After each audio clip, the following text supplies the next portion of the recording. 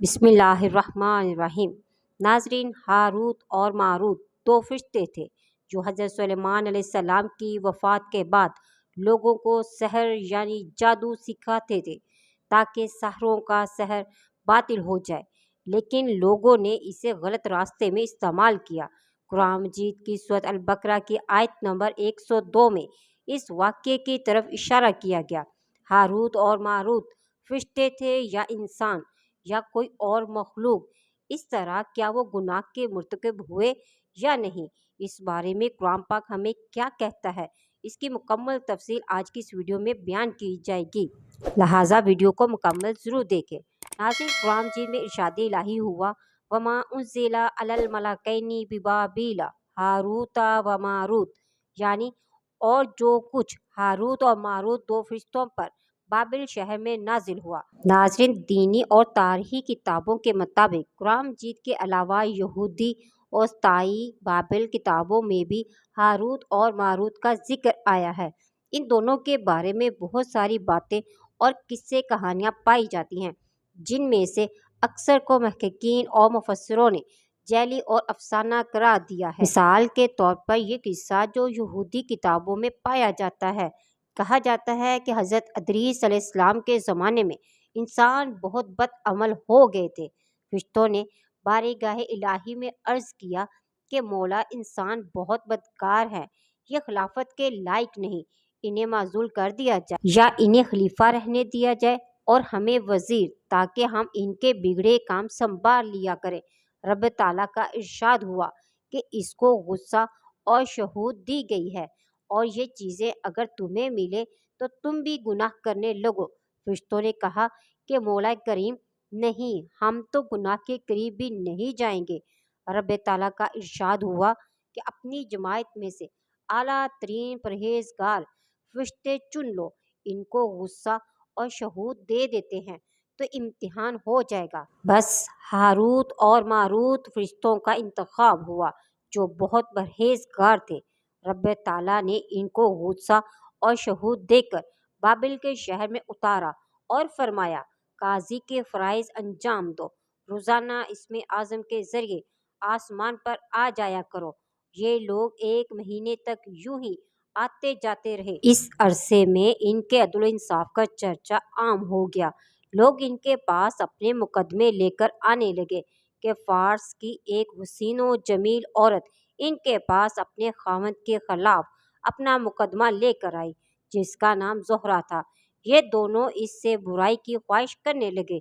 इसने कहा, मेरा दीन और तुम्हारा दीन मुख्तलिफ है, लिहाजा ये मुमकिन नहीं, और मेरा खावंद बहुत गुस्से वाला है, अगर इसे पता चला तो वो मुझे कत्ल कर देगा, लिहाजा पहले मेरे बुत को सजदा करो और शोहर को कत्ल करो, फिर तुम जैसा चाहो। हारूत और मारूत ने इनकार कर दिया और वो चली गई, मगर इनके दिल में इसके इश्क की आग भड़क उठी। आखिर एक दिन उन्होंने इसको पैगाम भेजा। उस औरत ने, जिसका नाम ज़ोहरा था, इन्हें अपने घर बुलाया, लिहाजा हारूत और मारूत सर के बल पहुँचे।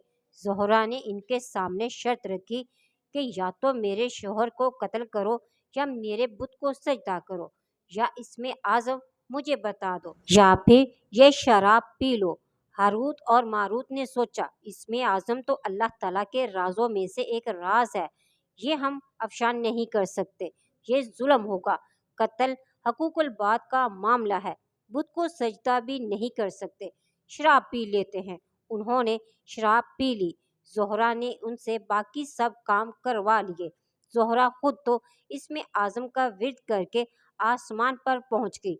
अल्लाह ताला ने इसको ज़ोहरा सितारा से मुत्सिल किया, इसकी शक्ल ज़ोहरा सितारे जैसी हो गई। इन दोनों का नशा उतरा तो वो नादम थे, इसमें आज़म भूल चुके थे। हारूत और मारूत हज़रत अदरीस अलैहिस्सलाम के पास हाजिर हुए और शफ़ाअत के तालब हुए। हज़रत अदरीस अलैहिस्सलाम ने इनके लिए मग़फ़िरत की दुआ फरमाई। बहुत रोज़ के बाद हुक्म इलाही हुआ कि इन्हें इख्तियार दें कि ये दुनिया का अज़ाब कबूल करेंगे या आखिरत का। हज़रत अदरीस अलैहिस्सलाम ने इन्हें अल्लाह ताला का पैगाम पहुंचा दिया। उन्होंने कहा कि आखिरत का अज़ाब तो लाफ़ानी है और दुनिया का अज़ाब कबूल कर लिया। अल्लाह ताला ने फरिश्तों को हुक्म दिया कि इनको जंजीरों से बांधकर बाबल के कुएं में उल्टा लटका दे। इस कुएं में आग दहक रही है और ये दोनों उल्टा लटके हुए हैं। फरिश्ते बारी बारी हर वक्त इनको कूड़े मारते हैं। सख्त प्यास से इनकी जुबानें लटकी हुई हैं और क़यामत तक इस शदीद अजाब में मुब्तला रहेंगे।